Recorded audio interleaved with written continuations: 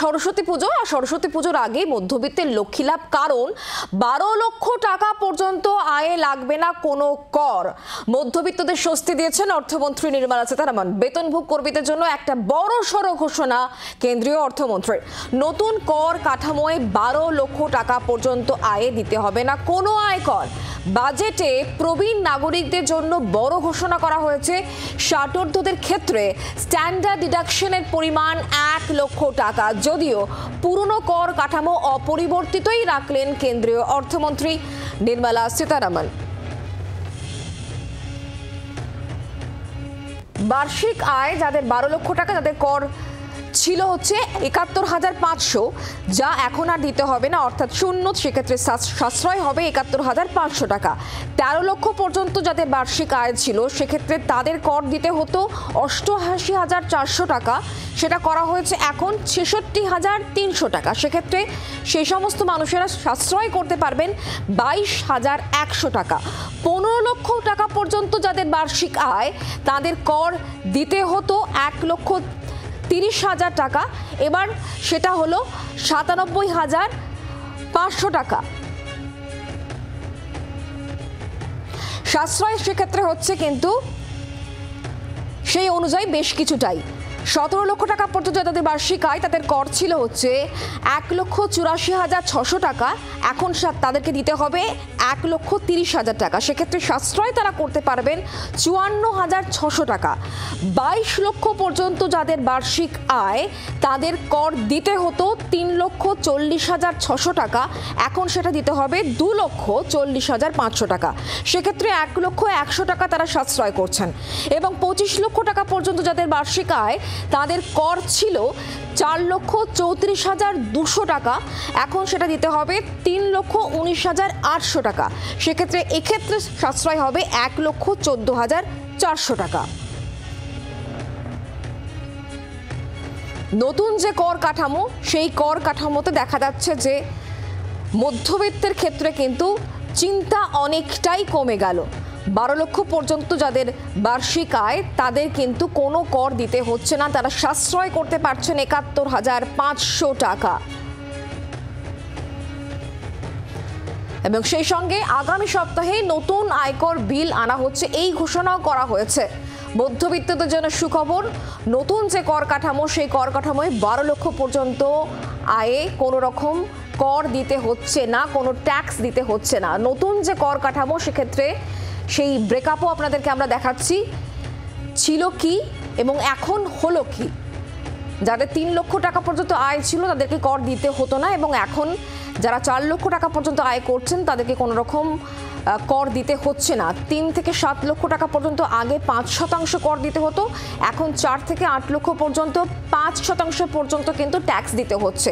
৭ থেকে ১০ লক্ষ পর্যন্ত যাদের আয় ছিল, তাদেরকে 10% ক্ষেত্রে 10% কিন্তু ট্যাক্স দিতে হতো, এবং এক্ষেত্রে কিন্তু যাদের ৮ থেকে ১২ লক্ষ টাকা পর্যন্ত বার্ষিক আয়, তাদেরকে 10% হারে কর দিতে হবে।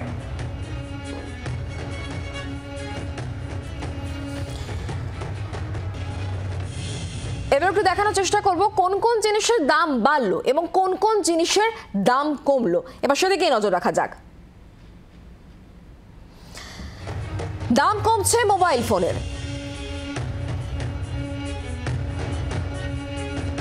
দাম কমছে ৩৬টি জীবনদায়ী ওষুধ, তার দাম কমছে। ইলেকট্রনিক গাড়ির দাম কমছে। দাম কমছে এলইডি টিভি এবং এলসিডি টিভির দাম কমছে। সামুদ্রিক সমস্ত পণ্যের ক্ষেত্রে দাম কমছে। এছাড়াও চামড়াজাত পণ্যের দামও কিন্তু কমছে। এবার আপনাদেরকে দেখাবো কোন কোন জিনিসের দাম ঊর্ধ্বমুখী, দাম বাড়ছে। টেলিকম যন্ত্রপাতির দাম বাড়ছে।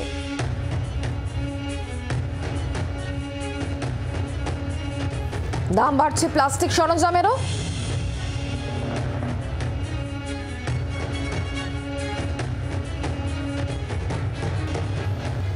টেলিকম যন্ত্রপাতি, প্লাস্টিকের জিনিসপত্রের দাম বাড়ছে, কিন্তু দাম কমছে বেশ কিছু জিনিসপত্রের।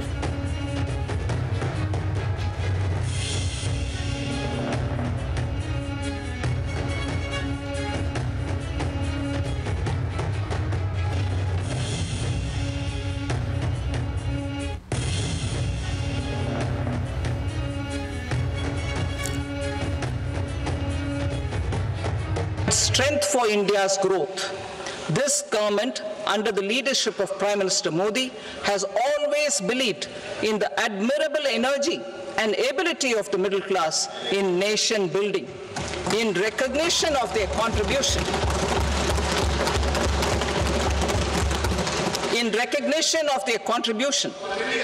we have periodically reduced their tax burden.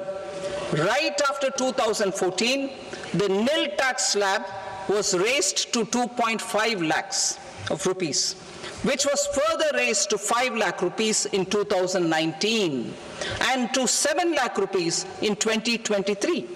This is reflective of our government's trust on the middle class taxpayers. I am now happy to announce that there will be no income tax payable up to income of 12 lakh rupees.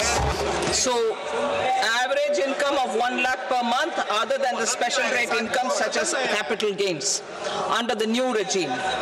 This limit will be 12.75 lakh for salaried taxpayers due to the standard deduction of 75,000. Slabs and rates are being changed across the board to benefit all taxpayers.